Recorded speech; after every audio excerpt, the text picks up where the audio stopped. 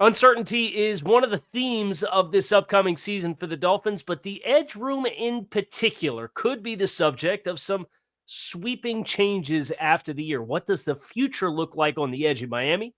We're exploring that here today on Locked On Dolphins.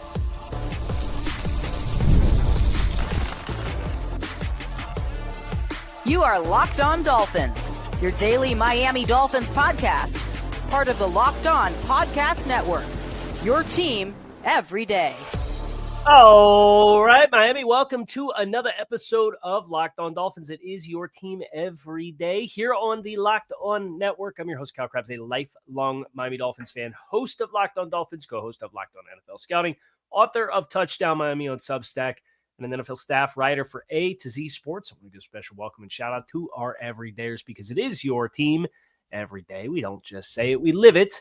You're on the Locked On Network. Today on the show, we're looking at the edge rush room in particular, where the Dolphins, at least as of right now, figure to have quite a bit in the way of reinforcements that they did not have on last year's team, with a reworked contract for Bradley Chubb and the return of Jaelan Phillips, who will be playing on his fifth-year option. And obviously last year's first-round draft choice in Chop Robinson, and the team brought back Quinton and Mohamed Kamara as a day 3 draft pick from last year's team, getting a chance to maybe get his feet a little bit more wet and play a little bit more volume and have the speed of the game slow down for him as somebody who had a unique transition to the NFL for his play style. So this room in particular, it interests me because of not just the resources the Dolphins have poured into the edge room, but you see there's other teams across the league that have different strategies as far as premium positions and how to handle those premium positions and the economics of those premium positions. You see some teams that are more than content to go get a couple of pass rush mercenaries and kind of have some holdover year over year, a veteran here, then you replace that guy, or maybe you find one staple guy and try to fill out complementary players around him. And the Dolphins, I mean, marquee asset. Jaelan Phillips was a top 20 pick. Bradley Chubb, they gave multiple draft choices, including a first-round pick for at the trade deadline, and they gave him a big contract. Chop Robinson was the 21st overall pick in the draft. This has historically been a team that invests a lot in this room. And they've also been a team that's invested a lot in the cornerback position, and we're seeing maybe a little bit of a shift there. And I think with Miami, regardless of who the decision maker ends up being long-term, right? I think with where the roster's aligned for 2025, I think it would benefit you from choosing one or the other, right? We're going to have to choose a path here. Do we want to be a team that takes veteran holdover style players and invests in the back seven because it's a pace and space game in today's game, and you know that's where we want our more long-term stability? Or do we want to have that traditionalist approach of anybody can cover on the back end if you can get after the quarterback, so we want to have an embarrassment of riches up front? And the intersection that the team is at right now gives them what I think is a unique opportunity long-term to do one or the other, which is really interesting when you consider Jalen Ramsey and his contract status as somebody who's, let's be honest, he's on the outs. He's not going to be here in Miami this year, right? He's doing cryptic countdowns on social media until June 1st. Okay. That's kind of the flush out of the big investment financially that you made in that room. And in the edge room, I wanted to take a little bit of time and look at some of the names that the Dolphins have, what their long-term outlook looks like, and start with Bradley Chubb, who I feel like it's a little bit of a raw deal from some Dolphins fans just because he was a player that was the splash investment at the 22 trade deadline. And it was a high-risk investment when they made it, and he came to Miami and wasn't necessarily 100%, and then Tua got hurt, and the team didn't finish the way they wanted to, and the splash at the deadline was kind of null and void. But then he put together a great season in 23, went down against Baltimore, missed all of last year. And it's been an unfortunate path thus far in Miami. And I think for that, some reasons beyond just what Bradley can control, he is associated with some of the missteps of the critical years of the build. And I understand that. But I think if you look at Bradley Chubb in isolation, 23, he was one of the best Dolphins players on the team.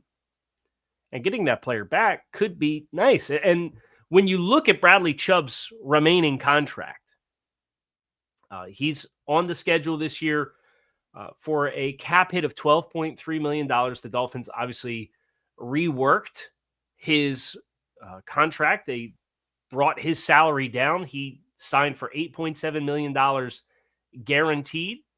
They reshuffled some of the salary that he was scheduled to earn in 2025 and pushed it into future years as a $4 million roster bonus in 2027. That was not an original part of his contract. So they kind of did the Tetris game with the salary to move some of it around. But for Brad, coming off a year in which he didn't play at all last year, to kind of prove long-term that he should continue to play in Miami beyond 2025. He has 2 years left on his contract after this season, 2026 and 2027. The cash schedule for those years, it's $20.23 million in 2026, and then $23.26 million in 2027. So there's a significant cash schedule involved, and none of it beyond this year is guaranteed for Bradley Chubb. So there's no albatross element of the contract like what you have right now with Tyreek Hill and Jalen Ramsey, because you redid both of those contracts. It would be the equivalent of Miami redoing Bradley Chubb's contract in August to guarantee him his 2026 salary, and then he gets hurt again or something, and you're looking at the contract saying, man, I wish we didn't touch that. But the Dolphins have already reworked the contract for this year and really made it a much, I think it's a likable bet to place. Now, it wasn't something that I think anybody predicted when the offseason started, but you don't want to be presumptive or predict that anybody's going to take what's equivalent to a 40-50% pay cut. But for after the season for Bradley Chubb, he would still have and possess about $23.8 million in dead cap going into 2026 because of how they restructured his contract when he first signed his new deal, and then when he restructured in 2024 to manufacture salary cap space. And then obviously he had a signing bonus with how they converted some of his salary this year to give him a guarantee and create more cap space in that regard. You can move on from Bradley Chubb pre-June 1st, cut or trade, and take a $23.8 million cap hit and save about $7.5 million in cap space versus what he's currently on the books for. Or you could wait until June 1st, and his dead cap in 2026 would be 10.9. His dead cap in 2027 would be 12.8, and you would then save 20.23 in 2026. So you could save either 7.5, or you could wait till June 1st, and then you could save 20.23, but then you have to carry, obviously, the contract through. Or you can do what the Dolphins did this past year and go to Bradley Chubb if he has a good but not great year and renegotiate the salary again. If Chubb's willing to play ball, and then you do the same thing where you guarantee it, and maybe you put some incentives on it. And the Dolphins kind of have, and you see more teams doing this, kind of, we think you can earn more here and we want you to be here than if you were on the open market and we cut you loose, but we really don't want to pay you what you're on the schedule for. San Francisco does this quite a bit as well. Miami did this with Teron Armstead. Bradley Chubb, who is 28, he will turn 29 in June. Still could have a couple nice years left in the tank, so that you have some flexibility there. But I don't think the $31.2 million cap charge that he's on the books for 2026 is what you'll ultimately see him on the books for when it's all said and done.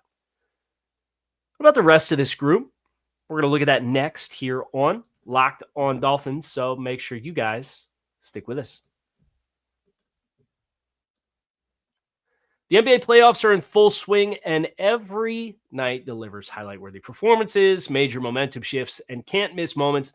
Whether it's a game-winning shot or a breakout player, there's never been a better time to get in on all of the action than right now. FanDuel makes it easy to stay in the game before tip-off and live during the game with player props, performance trends, and same-game parlays. Fans have more ways to play than ever and can win smart and win big. And if you like $200 in bonus bets, if you hit your first $5 bet with FanDuel right now, you will get $200 in bonus bets. So if you're new to FanDuel, now is the perfect time to sign up. Head to FanDuel.com, place your first $5 bet, and if it wins, you will get $200 in bonus bets. Make every moment more with FanDuel, official sports betting partner of the NBA. So let's talk Jaelan Phillips, who the Dolphins exercised his fifth-year option about this time last year, which guaranteed him he was a tier 2 fifth-year option player. Made no Pro Bowls. That's kind of where you see the big leap in the fifth-year pay. So he's on the books for an exact dollar amount of $13.525 million. Fully guaranteed this year. That's a hard cap number. It's all in base salary. So it's $13.25 million divided across however many checks he'll get throughout the course of the season is what Jaelan Phillips is on the books for. Jaelan just turns today. Happy birthday, Jaelan Phillips. 26 years old. Still in the prime of his career. And I'm pretty bitter that we were robbed of the age 24 and age 25 seasons of Jaelan Phillips because they had a chance to be really special years as far as where his football IQ is and then physically where he was capable of being and what he kind of showed he was on the verge of in 23 and then just kind of working his way back and working his way back from Achilles and then takes friendly fire from everybody's least favorite strong safety, Jordan Poyer. It's just a really unfortunate series of events. The Dolphins have to play this one as it goes. They have to see what he looks like this year. Now, if you told me that you were to part ways with Bradley Chubb this offseason as he gets ready to play his age 20 or I guess what would be his age 30 season, and then Jaelan Phillips, you give a contract extension to, and you kind of protect yourself from some of the risk with a guy in Jaelan who has had 2 major injuries. And then maybe you're shopping for one veteran free agent and you think you can get one for less than the $20 million that Bradley's on the schedule for, or if you renegotiate Bradley down again, like it would not surprise me where you kind of convert the Chubb investment into another player. The question is, what does it need to look like for Jaelan Phillips for that investment to be there and for that to be a desirable path? And I think for Jaelan, the biggest things that has to happen, obviously we need to play 17 games. And Jaelan is capable of that. He played 17 games his first 2 seasons in the league. He played 840 snaps in 2022.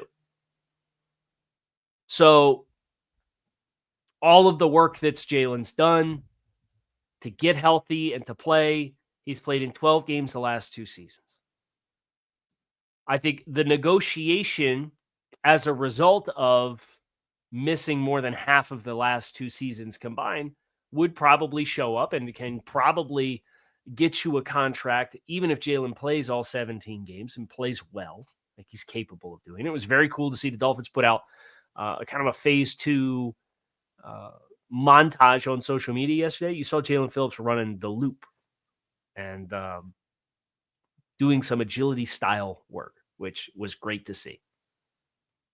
But I think Jaelan, for him to get a long-term contract, needs to dominate.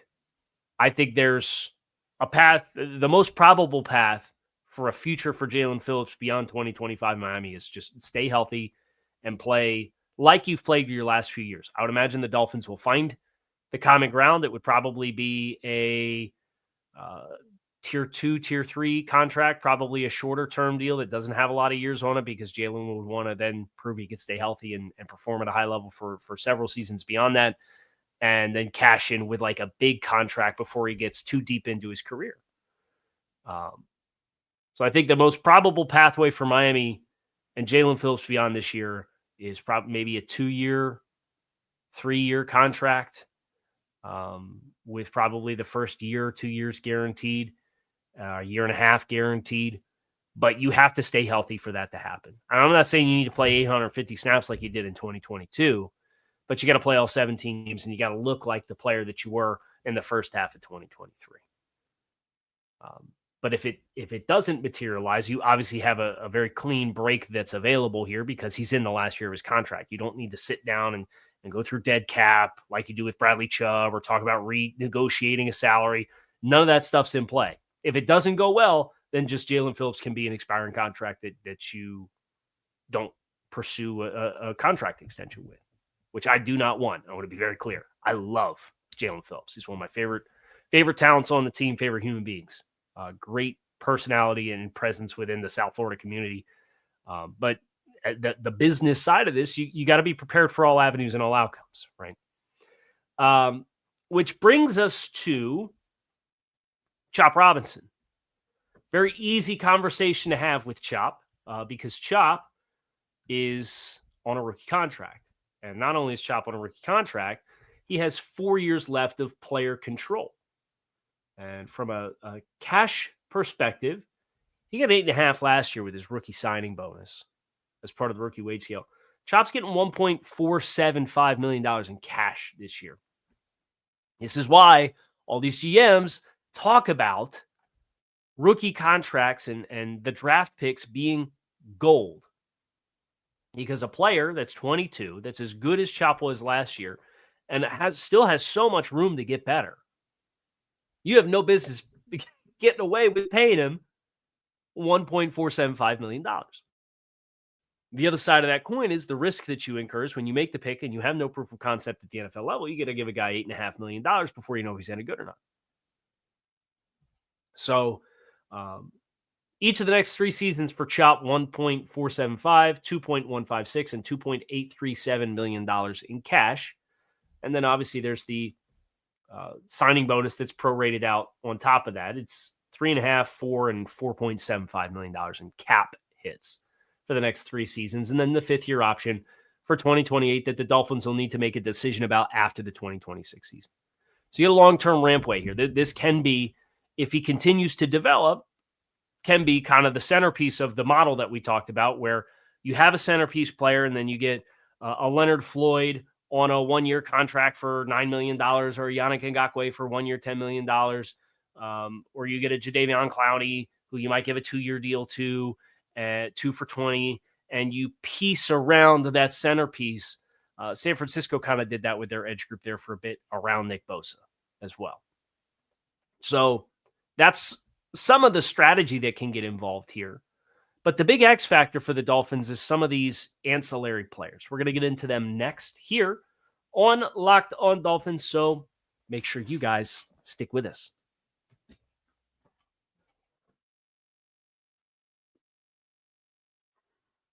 Quinton Bell, Mohamed Kamara, first 2 names on the top of my mind as far as kind of ancillary players, and they have some lottery tickets in the water as well. Quinton Bell, I think, has done a really nice job as a player who made a late transition to the position that he's playing in his college career and sticking around NFL rosters because of the athleticism. I think he's going to be a great core teams player, rotation. If you told me he played 200, 250 snaps on the edge every year for the Dolphins for the next 3-4 seasons, I'm totally fine with that. I think that's, you kind of saw that from him this past season, where if you leave him unblocked, he's got enough explosiveness to get down the line of scrimmage and make some plays for you. He's now starting to round into form from a technical perspective. I just think there's a pass rush cap that exists because of how far behind the 8 ball he is, and I don't think he necessarily has the most flexibility in his hips to kind of turn corners at steep angles to finish when you get to 5, 6, 7 yards up the field and it's time to flatten and get hip to hip with the tackle and then kind of turn a tight corner. I just haven't seen that from him yet. And if you haven't seen that from him yet, probability says that light bulb may not necessarily come on. And that's fine. I think he's a really sturdy role player. I love stories like that, like a guy like Quinton Bell, who kind of had to invest in himself and kind of held on through a few spots and practice squads and then gets an opportunity and makes it count. I thought he was a valuable piece of the rotation last year. But when the rotation has the top guy and the second top guy both go down and everybody's elevated up, guys are playing in elevated roles where I think you see some more of their limitations. And that's where for Quinton Bell, the third down pass rush profile, I just don't think is necessarily a big strength of his game. But that's a player that you can probably renew, kind of like what they've done with Elijah Campbell at safety. Be a special teams guy, kind of be a spot guy for certain personnel groupings, or be a third safety, the equivalent of that being a fourth or fifth pass rusher who can give you some rotation stuff on early downs and give your more potent guys on pass rush downs a blow on early downs from time to time. That can be a $1.5-2 million annual kind of 1-year contract. You pay it as you go and you keep performing. We're going to keep renewing the contract type of situation. Mohamed Kamara is a wild card because I really like Mohamed Kamara coming out of Colorado State. But there's an acknowledgement there that Mohamed Kamara came out of Colorado State with not a lot of length. He was a power player that didn't have length. And it was one of the reasons why I kind of liked the Shaq Barrett signings, to look at it and say, hey, Mohamed Kamara could really learn a few things from Shaq Barrett stylistically on how to play at the NFL level with this limitation that exists, because Shaq had the same thing. And then Shaq retired on the eve of training camp, which was sick. So I'm not giving up on Mohamed Kamara, but where he stacks in this pass rush room, we have Chubb and Phillips and Chop and Quinton Bell as all guys that I think are firmly and definitively ahead of him. And you're into kind of the Cameron Good, Grayson Murphy. I've got a little bit of an asterisk next to. Flashed some in the preseason, played at a fairly high level at UCLA. I think he can push for a spot. And he's a 260-pound guy. He's not a small guy in his own regard. So I think what Mohamed has to be leery of, he's got to show up early this year. He was an older player. He turns 26 tomorrow. So happy birthday in advance to Mohamed Kamara. The Edge guys all got birthdays here at the end of May. So he's obviously an older player. He's a 25-year-old rookie. And that's part of the reason why you see a guy like that, as productive as he was and as disruptive as he was, get drafted as late as he got drafted in the 5th round. He doesn't have great length. He's a 25-year-old rookie. It's a bad combo and mix of things for these cost-controlled years. So is he the same? Is he 1 year younger than, or 1 day younger than Jaelan Phillips? Did I get that right? 1999. Kyle does math live on the show. Yeah, Mohamed Kamara is 1 day younger than Jaelan Phillips. And Jalen's going into year 5. Okay. Mohamed only got a $320,000 signing bonus. So what we just talked about with Chop, where he got $8.5 million in cash, Mohamed got $1.1 million in cash. And then this year he's scheduled to get $960,000. And you could move on from Mohamed. You could cut Mohamed Kamara in the here and now, and there would be really no negative implications for Mohamed. And that's where kind of the day 3 contracts get a little bit less rigid, if you will. And we're going to be at June 1st here. You're talking $160,000 in dead cap. to move on from Mohamed Kamara if Grayson Murphy were to pass him. So that's a big storyline for me for Mohamed is you got to start fast because you didn't have the opportunities last year in the midst of all the injuries and you didn't make the leap. So now there's not a lot of sweat equity for proof of concept. And there's a lot of competition at the bottom of the room, and there's a lot of opportunity long-term to seize the moment. That's going to do it for us here today on Locked On Dolphins. It is your team every day. Appreciate you guys, as always, for checking out the show. You can catch us every day. I'll be back tomorrow with some more Miami Dolphins talk. OTAs, there's some media happening today, so we have that to look forward to. Kyle Krabs, keep it locked in right here on Locked On Dolphins. I'm out of here. Talk to y'all again soon.